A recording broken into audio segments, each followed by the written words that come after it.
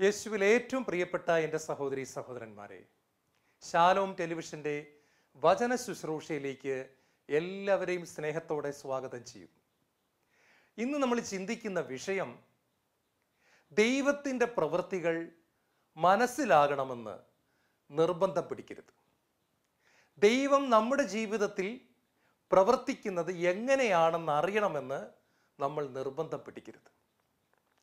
നമ്മൾ ഇതിനു വേണ്ടി തിരഞ്ഞെടുത്തിരിക്കുന്ന ദൈവവചന ഭാഗം യോഹന്നാന്റെ സുവിശേഷം 13-ാം അധ്യായം അതിൻ്റെ 7-ാമത്തെ തിരുവചനമാണ്. കർത്താവായ യേശു പത്രോസിനോട് ഇപ്രകാരം പറയുന്നു: ഞാൻ ചെയ്യുന്ന പ്രവൃത്തി ഇപ്പോൾ നിനക്ക് മനസ്സിലാകില്ല, എന്നാൽ പിന്നീട് നിനക്കത് മനസ്സിലായിക്കൊള്ളൂ. പത്രോസിൻ്റെ കാലുകൾ കഴുകാൻ യേശു വരുമ്പോൾ പത്രോസ് ഒരു വിധത്തിൽ അത് സമ്മതിച്ചു കൊടുക്കുന്നില്ല. കാരണം പത്രോസിന് അത് മനസ്സിലാകുന്നില്ല എന്നുള്ളതാണ് സത്യം. പത്രോസ് വളരെ നിഷ്കളങ്കനായ ഒരു വ്യക്തിയാണ്. അതുകൊണ്ട് തന്നെ ദൈവപുത്രനായ യേശു തൻ്റെ പാദങ്ങൾ കഴുകുക എന്നത് ചിന്തിക്കാൻ പോലും പറ്റാത്ത ഒരു അവസ്ഥയിലായിരുന്നു പത്രോസ്. എന്ത് വില കൊടുത്തും അത് തടയുമെന്ന് തന്നെ പത്രോസ് തീരുമാനിക്കുകയാണ്. പക്ഷേ കർത്താവ് സ്നേഹത്തോടെ പത്രോസിനോട് ഒരു കാര്യം പറഞ്ഞു കൊടുക്കുന്നു: പത്രോസേ, ഞാൻ ഈ ചെയ്യുന്നത് എന്താണെന്ന് ഇപ്പോൾ നിനക്ക് മനസ്സിലാകത്തില്ല, എന്നാൽ പിന്നീട് നിനക്ക് അത് മനസ്സിലായിക്കൊള്ളും. ഈ വചനത്തിൽ നിന്നും ഏതാനും കാര്യങ്ങൾ നമ്മൾ ആഴത്തിൽ പഠിക്കുവാനായിട്ട് പോകുകയാണ്. ഒന്നാമതായിട്ട്, ദൈവത്തിൻ്റെ പ്രവൃത്തി നമ്മുടെ ബുദ്ധി കൊണ്ട് പലപ്പോഴും നമുക്ക് അളക്കുവാൻ സാധ്യമല്ല. ദൈവം നമ്മുടെ ജീവിതത്തിൽ എന്താണ് ചെയ്തുകൊണ്ടിരിക്കുന്നതെന്ന് അപ്പോൾ നമുക്ക് മനസ്സിലാകുകയില്ല. ആ സമയത്ത് പ്രത്യേകിച്ച് നമുക്ക് മനസ്സിലാകുകയില്ല. യെശയ്യാ പ്രവാചകന്റെ പുസ്തകം 55-ാം അധ്യായം അതിൻ്റെ 8-ാമത്തെ തിരുവചനത്തിൽ യേശു പറഞ്ഞു: ദൈവമായ കർത്താവ് വചനത്തിലൂടെ നമ്മെ ഇങ്ങനെ പഠിപ്പിക്കുന്നു: എൻ്റെ ചിന്തകൾ നിങ്ങളുടെ ചിന്തകൾ പോലെ അല്ല, എൻ്റെ വഴികൾ നിങ്ങളുടെ വഴികൾ പോലെയും അല്ല. ആകാശം ഭൂമിയിൽ നിന്ന് എത്രമാത്രം ഉയർന്നിരിക്കുന്നു, അത്രമാത്രം ഉന്നതമാണ് എൻ്റെ ചിന്തകൾ. പ്രിയപ്പെട്ട സഹോദരങ്ങളെ, ദൈവം വളരെ വ്യക്തമായിട്ട് ഇവിടെ ഒരു കാര്യം പഠിപ്പിക്കുകയാണ്. മനുഷ്യൻ ചിന്തിക്കുന്നത് പോലെ അല്ല ദൈവം ചിന്തിക്കുന്നത്. മനുഷ്യൻ പദ്ധതി ഇടുന്നത് പോലെ അല്ല ദൈവം പദ്ധതി ഇടുന്നത്. ദൈവം ദൈവത്തിൻ്റെതായ രീതിയിലാണ് നമ്മുടെ ജീവിതത്തിൽ പ്രവർത്തിച്ചു കൊണ്ടിരിക്കുന്നത്. അതുകൊണ്ടാണ് ജെറമിയ പ്രവാചകന്റെ പുസ്തകം 29-ാം അധ്യായം 13-ാമത്തെ തിരുവചനത്തിൽ ഇങ്ങനെ പറയുന്നുണ്ട്: നീ പൂർണ്ണ ഹൃദയത്തോടെ എന്നെ അന്വേഷിച്ചാൽ നീ എന്നെ കണ്ടെത്തും. പക്ഷെ അതിന് തൊട്ട് മുമ്പ് കർത്താവ് ഒരു കാര്യം പറയുന്നു. ജെറമിയ 29:11 പറയുന്നു: എനിക്ക് നിന്നെക്കുറിച്ചൊരു പദ്ധതിയുണ്ട്, അത് നിന്റെ നാശത്തിനല്ല ക്ഷേമത്തിനുള്ള പദ്ധതിയാണ്. ഈശോയിൽ ഏറ്റവും പ്രിയപ്പെട്ടവരെ, ആ പദ്ധതി നമ്മുടെ ജീവിതത്തിൽ ദൈവം നെയ്തെടുത്തുകൊണ്ടിരിക്കുമ്പോൾ, ദൈവം അത് പ്രവർത്തിച്ചു കൊണ്ടിരിക്കുമ്പോൾ പലപ്പോഴും നമുക്ക് അത് മനസ്സിലാകണമെന്ന് നിർബന്ധമില്ല. നമുക്ക് പലപ്പോഴും അത് മനസ്സിലാകാറില്ല എന്നുള്ളതാണ് സത്യം. ഞാൻ നിങ്ങളെ പുറപ്പാട് പുസ്തകത്തിലേക്ക് കൂട്ടിക്കൊണ്ടു പോകുകയാണ്.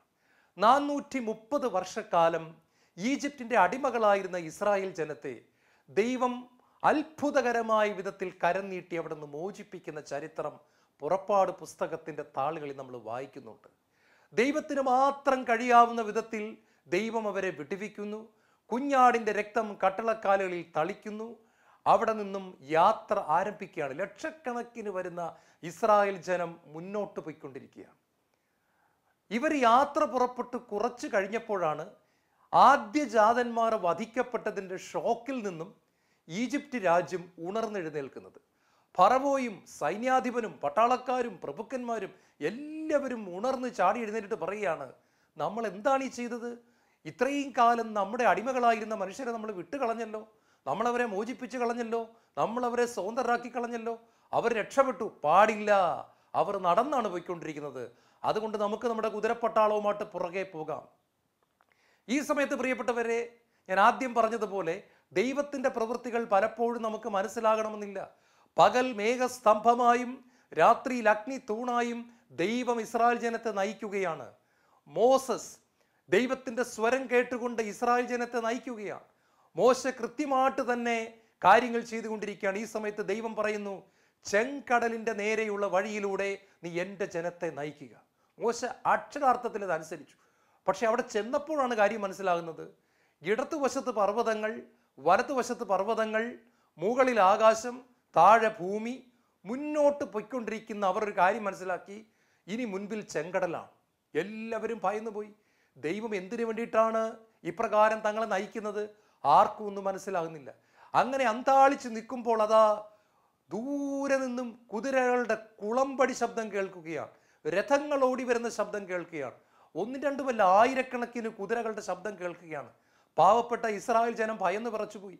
അതിൽ കുറച്ചു പേര് പെട്ടെന്ന് തന്നെ പിറുപിറുത്തുകൊണ്ട് മോശയോട് ചോദിക്കുന്നുണ്ട്, ഈജിപ്തിൽ ശവക്കുഴികൾ ഇല്ലാഞ്ഞിട്ടാണോ ഞങ്ങളെ ഇവിടെ ഇട്ട് കൊല്ലാൻ കൊണ്ടുവന്നത്? ഈ കടലിൽ മുക്കി ഞങ്ങളെ കൊന്നുകളയാൻ വേണ്ടിയിട്ടാണോ? അതോ പട്ടാളക്കാരുടെ കൈകളിൽ ഏൽപ്പിക്കാനാണോ നീ ഞങ്ങളെ ഇങ്ങോട്ടേക്ക് തന്നെ നയിച്ചത്? നമ്മൾ എങ്ങോട്ടേക്ക് പോകും? മുൻപിൽ ചെങ്കടൽ, പുറകിൽ ഫറവോയുടെ പട്ടാളം, ഇടത്തും വലത്തും ഉയർന്നു നിൽക്കുന്ന പർവ്വതങ്ങൾ, മുകളിൽ ആകാശം, താഴെ ഭൂമി. പ്രിയപ്പെട്ടവരെ, എങ്ങോട്ടും പോകാൻ ഒരു വഴിയുമില്ല. ഈ സമയത്ത് മോശ ദൈവത്തോട് നിലവിളിക്കുകയാണ്. കർത്താവ് മോശയ്ക്ക് ഒരു മറുപടി കൊടുക്കുന്നുണ്ട്. Stand still and see the salvation of the Lord. നീ ശാന്തമായിരുന്ന് കർത്താവ് ചെയ്യാൻ പോകുന്ന പ്രവൃത്തി കണ്ടുകൊള്ളുക. മോശേ, മോശേ, നീ എന്തിന് എന്നെ വിളിച്ച് കരയുന്നു? മുൻപോട്ട് പോകുവാൻ ജനത്തോട് കൽപ്പിക്കുക. നിന്റെ കയ്യിൽ ഞാൻ നിനക്ക് തന്നിരിക്കുന്ന അഭിഷേകത്തിന്റെ വടിയെടുക്കുക. കടലിന്റെ നേരെ നീ നീട്ടിപ്പിടിക്കുക. ചെങ്കടലിന്റെ നേരെ നിനക്ക് ഞാൻ തന്ന അഭിഷേകത്തെ നീ നീട്ടിപ്പിടിക്കുക. നിനക്ക് ഞാൻ തന്ന ദൈവിക അധികാരത്തെ നീ നീട്ടിപ്പിടിക്കുക. ജനങ്ങൾക്കൊന്നും മനസ്സിലാകുന്നില്ല. മോശ ദൈവത്തെ അനുസരിച്ചു. തൻ്റെ കയ്യിലിരിക്കുന്ന അഭിഷേകമുള്ള വടി, അഭിഷേകത്തെ റെപ്രസെന്റ് ചെയ്യുന്ന, പ്രതിനിധീകരിക്കുന്ന വടി, ആ പഴയ വടി, ഇടയന്റെ വടി, ആ വടിയെടുത്ത് മോശ ചെങ്കടലിന്റെ നേരെ നീട്ടിപ്പിടിക്കുകയാണ്. ചെങ്കടൽ രണ്ടായി പിളരുന്നു. ദൈവം അത്ഭുതകരമായി കാറ്റു വീശുന്നു. കടലിലെ ജലം രണ്ടായി രണ്ട് ഭാഗത്തേക്ക് മാറുന്നു. നടുക്കൊരു വലിയ വഴി അവിടെ നിന്ന് വെട്ടി തുറന്നു കൊടുക്കുന്നു. ആ വഴിയിലൂടെ മുന്നോട്ട് പോകാൻ ദൈവം കൽപ്പിക്കുകയാണ്.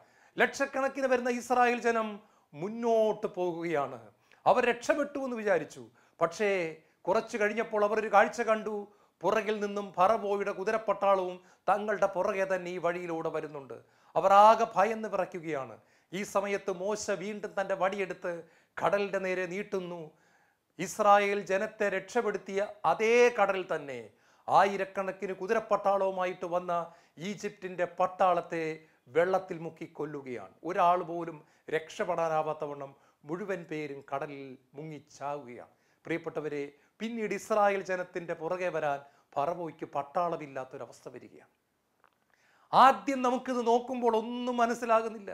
ഞാൻ ചെയ്യുന്ന പ്രവൃത്തി ഇപ്പോൾ നിനക്ക് മനസ്സിലാകത്തില്ല പത്രോസേ, എന്നാൽ പിന്നീട് നിനക്കത് മനസ്സിലാകും.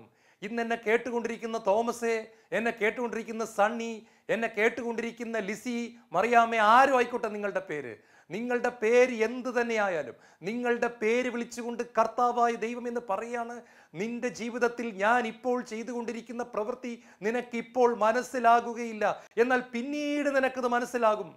ഇപ്പോൾ നിനക്കത് മനസ്സിലാകത്തില്ല. ദൈവം എന്താണ് പ്രവർത്തിച്ചുകൊണ്ടിരിക്കുന്നതെന്ന് നീ അത്ഭുതപ്പെട്ടുകൊണ്ടിരിക്കുന്നു. പക്ഷെ പിന്നീട് നിനക്ക് അത് മനസ്സിലാകുക തന്നെ ചെയ്യും. യേശുവിൽ ഏറ്റവും പ്രിയപ്പെട്ടവരെ, പരിശുദ്ധ അമ്മയ്ക്ക് പ്രസവ സമയമായപ്പോൾ, സത്രത്തിൽ മുട്ടിയപ്പോൾ സ്ഥലമില്ലാതെ വിഷമിക്കുന്ന സമയത്ത് അവർ ഇപ്രകാരം ചിന്തിച്ചു കാണും. ദൈവത്തോട് പൂർണ്ണമായ അനുസരണം കാണിച്ചിട്ട് പോലും ദൈവം എന്താണ് ഇങ്ങനെ പ്രവർത്തിക്കുന്നത്? ഞങ്ങൾക്ക് കയറി കിടക്കുവാൻ, ഒരു കുഞ്ഞിന് ജന്മം കൊടുക്കാൻ ഒരു മുറി കിട്ടുന്നില്ലല്ലോ. പുറത്തേക്ക് ഒടുവിൽ അന്വേഷിച്ചപ്പോൾ ഒരു കാലിത്തൊഴുത്ത് കിട്ടുകയാണ്.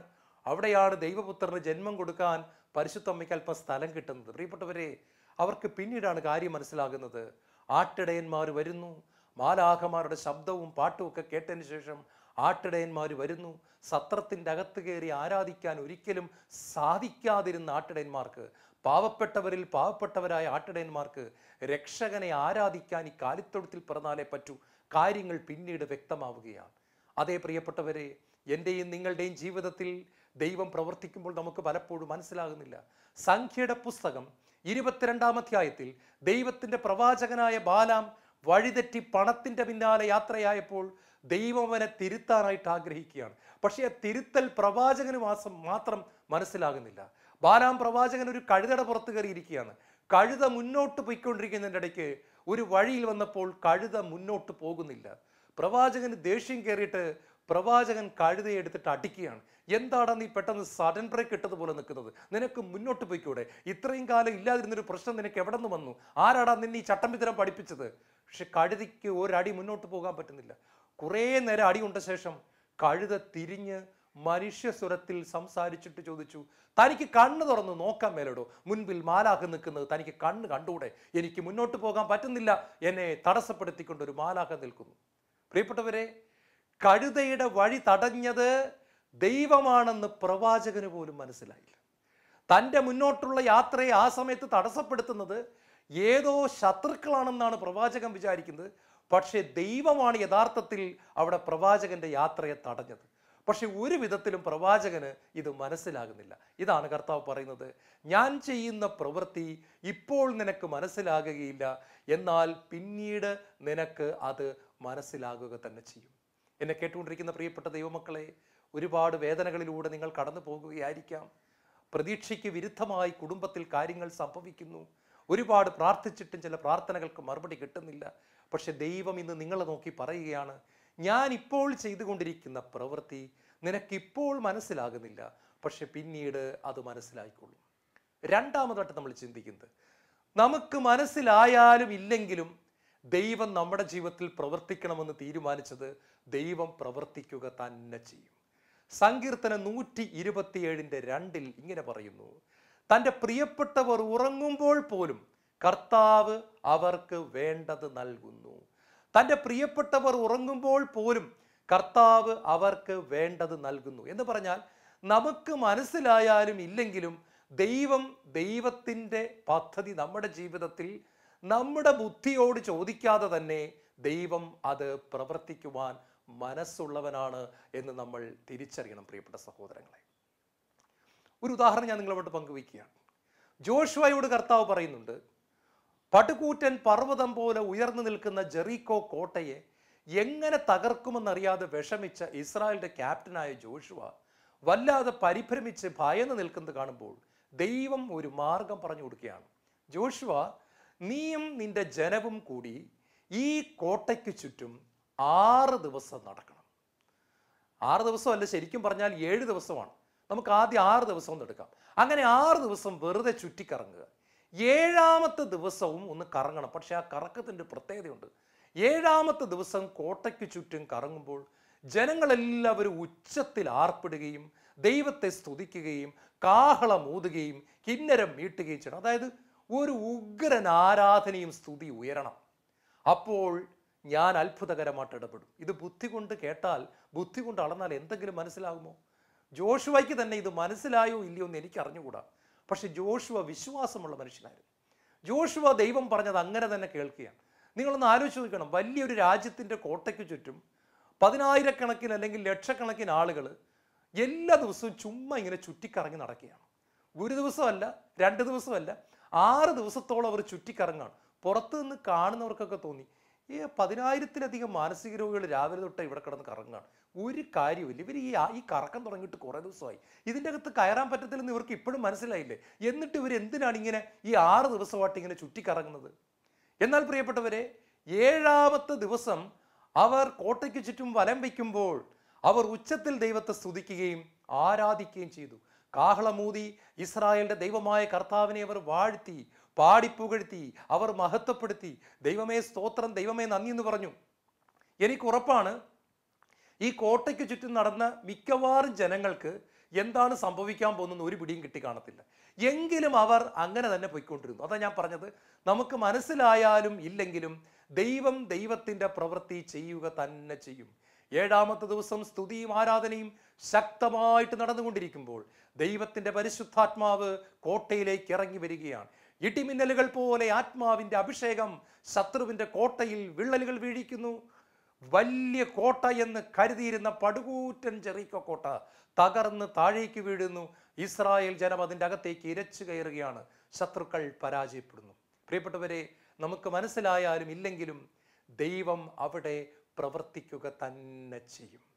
നമ്മൾ ദൈവത്തിന് സമർപ്പിക്കണം. എല്ലാ കാര്യങ്ങളും എനിക്കിപ്പോൾ തന്നെ മനസ്സിലാകണമെന്ന് നമ്മൾ ഒരു കാരണവശാലും വാശി പിടിക്കരുത്. നമുക്ക് വാശി പിടിച്ചാൽ കാര്യങ്ങൾ മനസ്സിലാകുകയില്ല. മൂന്നാമതായി, ദൈവം നമ്മുടെ ജീവിതത്തിൽ പ്രവർത്തിക്കുമ്പോൾ കാര്യങ്ങൾ മനസ്സിലായാലും ഇല്ലെങ്കിലും നമ്മൾ ദൈവത്തെ കണ്ണുമടച്ച് വിശ്വസിക്കണം എന്ന് ദൈവം ആഗ്രഹിക്കുകയാണ്. നമുക്ക് മനസ്സിലായാലും ഇല്ലെങ്കിലും ദൈവത്തെ നമ്മൾ കണ്ണുമടച്ച് വിശ്വസിക്കണം. നമ്മുടെ ഭാഗത്തുനിന്ന് ദൈവം അത് ആഗ്രഹിക്കുന്നുണ്ട്. പരിശുദ്ധ കന്യകാമറിയം, 16 വയസ്സുള്ള ഒരു പെൺകുട്ടി, ദൈവദൂതൻ പ്രത്യക്ഷപ്പെടുമ്പോൾ അവൾ ഗർഭിണിയാകുമെന്നുള്ള സ്വർഗത്തിൻ്റെ സന്ദേശം, അവൾ ദൈവത്തിൻ്റെ പുത്രനെ ഗർഭം ധരിക്കാൻ പോകുന്നു എന്ന് പറഞ്ഞപ്പോൾ അവൾ അത്ഭുതത്തോടെ ചോദിക്കുന്നുണ്ട്, ഞാൻ പുരുഷനെ അറിയുന്നില്ല, ഞാൻ കന്യകയാണ്, ഞാൻ വിശുദ്ധിയോടെ ജീവിച്ച പെൺകുട്ടിയാണ്, ഞാൻ പുരുഷന്മാരെ സ്പർശിച്ചിട്ടില്ല, എങ്ങനെയാണ് ഞാൻ ഗർഭം ധരിക്കുക?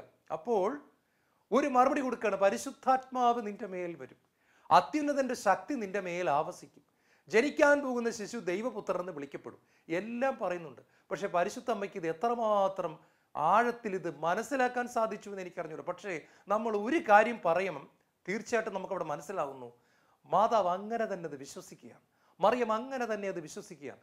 മാലാഖ പറഞ്ഞു കഴിഞ്ഞപ്പോൾ മറിയം പറഞ്ഞ മറുപടി ഇതാണ്, ഇതാ കർത്താവിൻ്റെ ദാസി, നിന്റെ തിരുവിഷ്ടം എന്നിൽ നിറവേറട്ടെ. അത് പൂർണ്ണമായിട്ടും മനസ്സിലാക്കിക്കൊണ്ടാണോ എന്തോ എനിക്കറിയത്തില്ല. പരിശുദ്ധാത്മാവ് തന്നിൽ വന്ന് താൻ ഗർഭിണിയാകാൻ പോകുന്ന പ്രോസസ്സ് എങ്ങനെയാണെന്നൊന്നും അറിഞ്ഞിട്ടൊന്നുമല്ല പ്രിയപ്പെട്ടവരെ നമ്മൾ പലപ്പോഴും ആമേൻ പറയേണ്ടത്. മാതാവ് അത് അങ്ങനെ തന്നെ വിശ്വസിക്കുകയാണ്.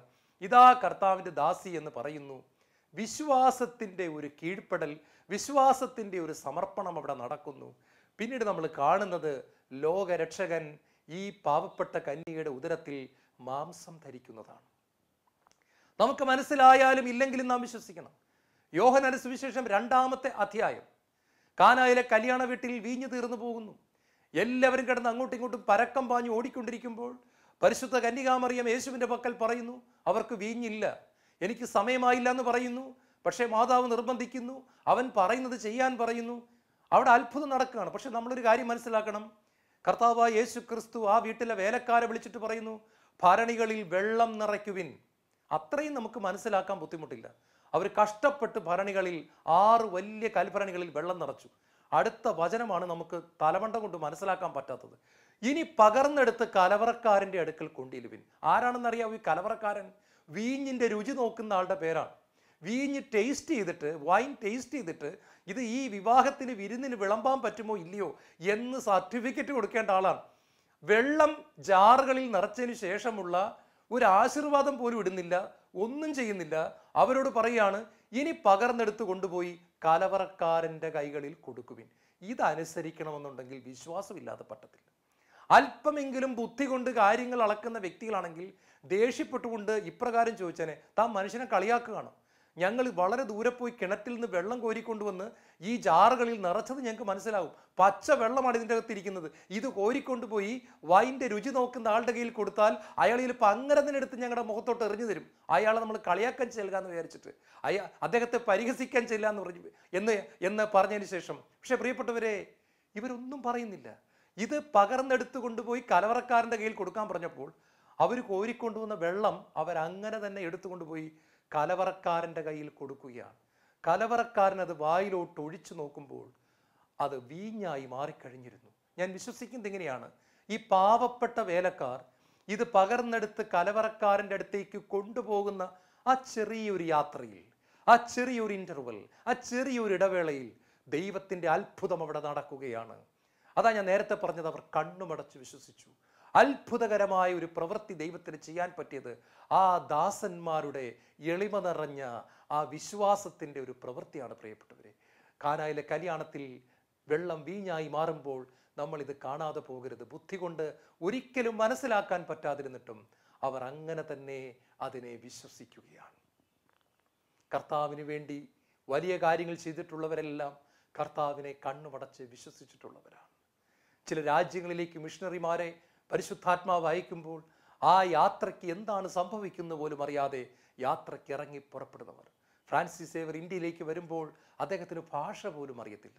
പക്ഷെ ദൈവത്തിൻ്റെ സ്വരം തിരിച്ചറിയുന്ന ആ മനുഷ്യൻ ഭാരതം എന്ന് പറയുന്ന ഈ ദേശത്തേക്ക് കടന്നു വരികയാണ്. ഇന്ന് നമ്മുടെ കുടുംബത്തിലായാലും വ്യക്തി ജീവിതത്തിലായാലും സഭയിലായാലും ദൈവം പ്രവർത്തിക്കുന്നത് മനസ്സിലാകാത്ത സമയത്തും ഞാൻ അങ്ങനെ തന്നെ വിശ്വസിക്കണം, ആമേൻ എന്ന് പറയണമെന്ന് ദൈവം ആഗ്രഹിക്കുകയാണ്. നാലാമതായിട്ട്, നമുക്ക് മനസ്സിലായാലും ഇല്ലെങ്കിലും ദൈവം ആ സമയത്ത് നമ്മുടെ ജീവിതത്തിൽ ചെയ്യുന്ന കാര്യം തന്നെയാണ് നമുക്ക് ഏറ്റവും അത്യാവശ്യമായിട്ടുള്ളത്. പത്രോസിനോട് കർത്താവ് പറയുന്നു, ഞാൻ നിന്നെ കഴുകുന്നില്ലെങ്കിൽ എനിക്കും നിനക്കും തമ്മിൽ യാതൊരു പങ്കുമില്ല. പത്രോസ് പറയാണ് കഴുകാൻ പറ്റത്തില്ല. കർത്താവ് പറയാണ് കഴുകിയേ പറ്റൂ. ഇപ്പം നിനക്കത് മനസ്സിലാകത്തില്ല, പിന്നീട് മനസ്സിലാകും. പത്രോസിനൊന്നും മനസ്സിലായില്ലെങ്കിലും ആ സമയത്ത് പത്രോസ് കഴുകപ്പെടുക എന്നുള്ളത് ഏറ്റവും അത്യാവശ്യമായ ഒരു കാര്യമായിരുന്നു. മാത്രമല്ല, കാലുകഴുകലിൻ്റെ ശുശ്രൂഷ പത്രോസിനെ പഠിപ്പിച്ചു കൊടുക്കുന്ന മനോഹരമായൊരു നിമിഷമായിരുന്നു അത്. ആ സമയത്ത് യേശു അത് പഠിപ്പിച്ചില്ല എങ്കിൽ പത്രോസിന് അത് ഒരിക്കലും ഉൾക്കൊള്ളാൻ പറ്റുകയില്ല. മനസ്സിലായാലും ഇല്ലെങ്കിലും പത്രോസിൻ്റെ കാൽ ആ സമയത്ത് യേശു കഴുകിയേ പറ്റൂ. പത്രോസ് സഭയുടെ തലവനായി തീരുമ്പോൾ അഹങ്കാരിയായ ഒരു നേതാവാകാതെ എളിമയുള്ള ഒരു നേതാവായി തീരുവാൻ ഈ ഒരു ശുശ്രൂഷ അത്യാവശ്യമാണ്. താൻ എന്തിനു വേണ്ടി വന്നുവെന്നും താൻ എന്തിനു വേണ്ടി അയക്കപ്പെട്ടുവെന്നും താൻ എന്തിനു വേണ്ടി പത്രോസിനെ തിരഞ്ഞെടുത്തുവെന്നും മനസ്സിലാക്കി കൊടുക്കുന്ന മനോഹരമായൊരു നിമിഷമായിരുന്നു. പത്രോസിന് മനസ്സിലായാലും ഇല്ലെങ്കിലും പത്രോസിൻ്റെ കാല് അവിടെ കഴുകപ്പെട്ടേ പറ്റൂ. ഇതുപോലെ നമ്മുടെ ജീവിതത്തിൽ ദൈവം ചെയ്യുന്ന പ്രവൃത്തി നമുക്കൊന്നും മനസ്സിലായില്ലെങ്കിലും അത് നിറവേറിയേ പറ്റൂ. നമ്മുടെ ശരീരത്തൊരു മുഴയുമായിട്ട് നമ്മൾ ഡോക്ടറിൻ്റെ അടുക്കൽ ചെല്ലുമ്പോൾ ഡോക്ടർ പറയാണ് ഇത് നാളെ തന്നെ കീറിക്കളയണം, സർജറി ചെയ്യണം. നമുക്ക് മനസ്സിലായാലും ഇല്ലെങ്കിലും നമുക്കറിയാം ആ ഡോക്ടർ പറയുന്നത് കൃത്യമായിട്ടുള്ള കാര്യമാണ്, നമുക്ക് ഏറ്റവും അത്യാവശ്യമായിട്ടുള്ള കാര്യമാണ്. നമുക്കൊന്നും മനസ്സിലാകുന്നില്ല, പക്ഷെ നമുക്കറിയാം ചെയ്യേണ്ട പ്രവൃത്തി തന്നെയാണ് അവിടെ നടക്കുന്നത്. പ്രിയപ്പെട്ടവരെ, അവസാനമായിട്ട് യേശു പറയുകയാണ്, നിനക്ക് പിന്നീട് മനസ്സിലാകും, നിനക്ക് പിന്നീട് ഇത് മനസ്സിലാകും. അതെ, ഇപ്പോൾ മനസ്സിലാകാത്ത കാര്യങ്ങൾ ആത്മീയ പക്വതയിലേക്ക് നമ്മൾ വളർന്നു വന്നു കഴിയുമ്പോൾ നമുക്കത് മനസ്സിലാകും. ഹെബ്രായ ലേഖനം 5-ാം അധ്യായം അതിൻ്റെ 14-ാമത്തെ വചനം ഇങ്ങനെ പറയുന്നു, കട്ടിയുള്ള ഭക്ഷണം പക്വത വന്നവർക്കുള്ളതാണ്, അവർ തങ്ങളുടെ നന്മ തിന്മകളുടെ തിരിച്ചറിയാനുള്ള വിശേഷണത്താൽ എല്ലാ ജിച്ചിനെയും വിവേചിച്ചറിയാൻ കൃപ ലഭിച്ചവരാണ്. എന്ന് പറഞ്ഞാൽ പ്രിയപ്പെട്ടവരെ, കട്ടിയുള്ള ആത്മീയ ആഹാരം കഴിച്ച് നന്മയെയും തിന്മയെയും വിവേചിച്ചറിയാൻ പറ്റുന്ന ഒരു ആത്മീയ പക്വത നമുക്ക് വരുമ്പോൾ ദൈവം എന്താണ് ഇന്നലകളിൽ നമ്മുടെ ജീവിതത്തിൽ ചെയ്തതെന്ന് നമുക്ക് മനസ്സിലാകുന്നു. എനിക്ക് ഏറ്റവും അത്ഭുതകരമായിട്ട് തോന്നിയത് യോഹന്നാന്റെ സുവിശേഷം 11 ലാസർ രോഗിയായി കിടക്കുന്ന കത്ത് കൊടുത്തു വിട്ടിട്ടും യേശു ആ ഭവനത്തിലേക്ക് തിരിച്ചൊരു കത്തയക്കുകയോ ഒന്ന് ചെന്ന് കാണുകയോ ഏതെങ്കിലും ഒരു ദൂതനെ അയക്കുകയോ ചെയ്തില്ല. തികച്ചും അവഗണിക്കപ്പെട്ടതിൻ്റെ വേദനയിൽ, അപമാനിക്കപ്പെട്ടതിൻ്റെ വേദനയിൽ, യേശുവിനാൽ ഉപേക്ഷിക്കപ്പെട്ടതിൻ്റെ വേദനയിൽ, ലാസറിൻ്റെ മരണവും വേദനയായി, യേശു തിരിഞ്ഞു നോക്കാതിരുന്നത് അതിനേക്കാൾ വലിയ വേദനയായി. എത്രയോ തവണ ഈ ഭവനത്തിൽ വന്ന് ആഹാരം കഴിച്ചിട്ടുണ്ട് യേശു, സ്നേഹം പങ്കുവച്ചിട്ടുണ്ട്. പക്ഷേ തങ്ങൾക്കൊരാവശ്യം വന്നപ്പോൾ അവൻ തിരിഞ്ഞു നോക്കിയില്ലല്ലോ. ഒന്നും അവർക്ക് മനസ്സിലായില്ല. സഹോദരനെ കൊണ്ടുപോയി അടക്കുകയും ചെയ്തു. പക്ഷെ 4-ാമത്തെ ദിവസം കർത്താവ് കടന്നു വരികയാണ്. സകലത്തിനെയും മാറ്റിമറിക്കാൻ കഴിവുള്ള ജീവനുള്ള ദൈവത്തിൻ്റെ പുത്രനായ യേശു ക്രിസ്തു കടന്നു വരുന്നു. ആ കല്ലെടുത്ത് മാറ്റുവനെന്ന് പറയുന്നു. ലാസറേ പുറത്തു വരുവനെന്ന് പറയുന്നു. ലാസർ പുറത്തു വന്നു. പ്രിയപ്പെട്ടവരെ, മാർത്തായ്ക്കും മറിയത്തിനും അവരുടെ സഹോദരനെ തിരിച്ചു കിട്ടിയെന്ന് മാത്രമല്ല, അവിശ്വാസികളായി ലോകത്തിലേക്ക് കടന്നു വന്ന മിശിഹായെ തിരിച്ചറിയാൻ പറ്റാതെ കണ്ണുകൾ അന്ധമായി കഴിഞ്ഞിരുന്ന അനേക ജനങ്ങൾക്ക്, കണ്ണുകൾ മൂടപ്പെട്ടവരായിരുന്ന, യേശുവിനെ തിരിച്ചറിയാൻ പറ്റാതിരുന്ന അനേക ജനങ്ങൾക്ക് യേശു ആരാണെന്ന് തിരിച്ചറിയാൻ തക്കവണ്ണമുള്ള ദൈവത്തിൻ്റെ വലിയ പ്രവൃത്തിയാണ് അവിടെ നടന്നത്. അതാ ഞാൻ പറഞ്ഞത്, ലാസർ മരിച്ച സമയത്ത് യേശു അവിടെ വന്നില്ല. അപ്പോൾ അവർക്കതിൻ്റെ കാര്യം മനസ്സിലായില്ല. എന്നാൽ പിന്നീട് മനസ്സിലാകുക തന്നെ ചെയ്തു. ഇപ്പോൾ ഞാൻ പറയുന്ന നിനക്ക് മനസ്സിലാകത്തില്ല, എന്നാൽ പിന്നീട് നിനക്കത് മനസ്സിലാകും. ഇത് സത്യമാണ് പ്രിയപ്പെട്ടവരെ. നമ്മളവിടെ വായിക്കുന്നു, പുരോഹിതന്മാരിൽ അനേകർ യേശു ക്രിസ്തുവിൽ വിശ്വസിക്കാൻ ഇടയായി തീർന്നു. കുറെ വർഷങ്ങൾക്ക് മുമ്പ് അമേരിക്കയിലെ പ്രശസ്തനായ ഒരു ഡോക്ടറായിരുന്ന മാർക്ക് എന്ന പേരുള്ള ഒരു നല്ല മനുഷ്യൻ, അദ്ദേഹം ക്യാൻസർ രോഗികളെ ചികിത്സിക്കുന്ന മനുഷ്യനാണ്. അദ്ദേഹം ഒരിക്കലും ഒരു കോൺഫറൻസിന് വേണ്ടി ഒരു സ്റ്റേറ്റിൽ നിന്നും മറ്റൊരു സ്റ്റേറ്റിലേക്ക് പോവുകയാണ്. 2 ഫ്ലൈറ്റ് കയറി അദ്ദേഹത്തിന് പോകണം. ആ യാത്രയിൽ അദ്ദേഹത്തിന് ഒരുപാട് പ്രതിബന്ധങ്ങൾ ഉണ്ടാകുന്നു, തടസ്സങ്ങൾ ഉണ്ടാകുന്നു, കൊടുങ്കാറ്റുകൾ ഉണ്ടാകുന്നു. ഒടുവിൽ വഴി തെറ്റി അദ്ദേഹം ഒരു വീട്ടിൽ ചെന്ന് കയറുകയാണ്. പക്ഷെ ആ വീട്ടിൽ ചെന്ന് കയറിയപ്പോൾ അദ്ദേഹത്തിനൊരു കാര്യം മനസ്സിലാകുന്നു. ക്യാൻസർ മൂലം ചികിത്സ എടുക്കാൻ പറ്റാതെ വിഷമിച്ച് കിടക്കുന്ന ഒരു കുഞ്ഞിനെയും കൊണ്ട് കുഞ്ഞിൻ്റെ അമ്മ വീട്ടിലിരുന്ന് പ്രാർത്ഥിക്കുകയാണ്. ഈ ഡോക്ടറിനൊന്ന് കാണാൻ പോലും പറ്റാത്ത വണ്ണമുള്ള അവസ്ഥയിലായിരിക്കുന്നവർ. അദ്ദേഹത്തിന് മനസ്സിലാകുകയാണ്, ദൈവം തന്നെ കൃത്യമായിട്ടാണ് ഈ ഭവനത്തിലേക്ക് നയിച്ചത്. അദ്ദേഹത്തിനുണ്ടായ എല്ലാ യാത്രാ തടസ്സങ്ങളും ഈ ഭവനത്തിൽ വന്ന് കയറാൻ വേണ്ടിയിട്ടായിരുന്നു എന്ന് ഡോക്ടർ മാർക്ക് മനസ്സിലാക്കുകയാണ്. പ്രിയപ്പെട്ട സഹോദരങ്ങളെ, അദ്ദേഹത്തിൻ്റെ കണ്ണുകളിൽ നിന്ന് കണ്ണുനീർ ഒഴുകുകയാണ്. തൻ്റെ യാത്ര തടസ്സപ്പെട്ടുവെങ്കിലും, വഴിക്ക് കൊടുങ്കാറ്റടിച്ചുവെങ്കിലും, ഇതാ താൻ വന്നിരിക്കുന്നത് തന്നെ കൊണ്ട് വളരെയധികം ആവശ്യമുള്ള ഒരു ഭവനത്തിൽ തന്നെയാണ്. ഒരു ചെറിയ ഉദാഹരണം ഞാൻ പറഞ്ഞതേ ഉള്ളൂ. നമുക്ക് നമ്മുടെ കണ്ണുകൾ അടയ്ക്കാം. ദൈവമേ, അങ്ങ് ഞങ്ങളുടെ ജീവിതത്തിൽ പ്രവർത്തിക്കുമ്പോൾ പലപ്പോഴും അത് മനസ്സിലാക്കാൻ സാധിക്കുന്നില്ല എങ്കിലും പിന്നീട് അത് മനസ്സിലായിക്കൊള്ളും എന്ന് പറഞ്ഞ ഞങ്ങളുടെ വചനത്തെ ഞങ്ങൾ വിശ്വസിക്കുന്നു. ആ വചനത്തിന് മുമ്പിൽ ഞങ്ങളെ തന്നെ താഴ്ത്തി സമർപ്പിക്കുന്നു. യേശുവേ സ്തോത്രം, യേശുവേ നന്ദി, യേശുവേ ആരാധന.